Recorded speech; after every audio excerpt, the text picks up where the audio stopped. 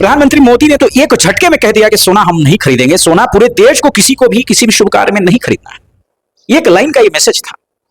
लेकिन क्या आप जानते हैं कि 50 लाख से ज्यादा रजिस्टर्ड सुनार इस पूरे देश में है, और अनरजिस्टर्ड अगर बात करें, जो छोटी छोटी दुकानें खुली हुई हैं, जो रजिस्टर्ड भी नहीं है, तो ऐसे 2 करोड़ से ज्यादा लोग जो हैं सोने के आभूषणों के काम से जुड़े हुए हैं और पूरे देश में छोटी छोटी दुकानें लगाकर अपना व्यवसाय चलाते हैं, अपनी रोजी रोटी कमाते हैं, अपना पेट पालते हैं।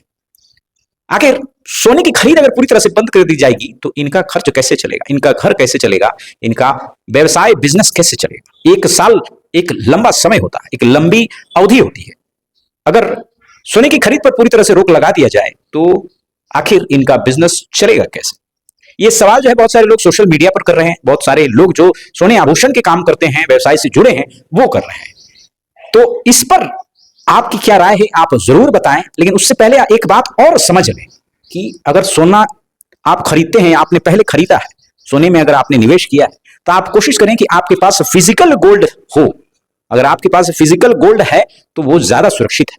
डिजिटल गोल्ड जो है, यानी कि ऑनलाइन आपने गोल्ड में निवेश किया है, तो वो जो है उस पर असर पड़ सकता है, क्योंकि इस वक्त पूरे भारत में जैसे ही लोग खरीदना बंद कर देंगे तो डिमांड भी पूरी तरह गिर जाएगी, और जब खरीद की डिमांड गिर जाएगी तो सप्लाई जो बाहर से आता है वो भी पूरी तरह से बंद हो जाएगा।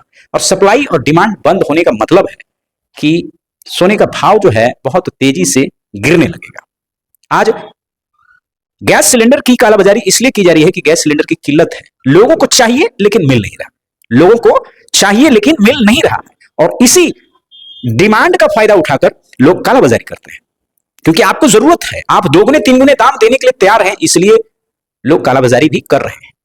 जिस चीज की डिमांड ही खत्म हो गई उसका सप्लाई भी खत्म हो जाएगा, और जैसे सप्लाई और डिमांड दोनों खत्म हो गए तो उस चीज का रेट जो है वो पूरी तरह से गिर जाएगा। जब रेट बढ़ेगा तब आपको फायदा होगा।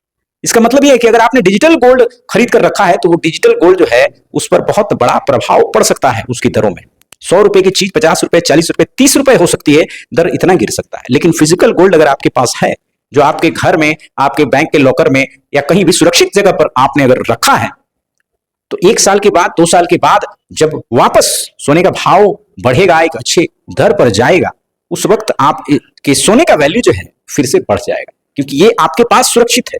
ये डिजिटल गोल्ड नहीं है, फिजिकल गोल्ड है।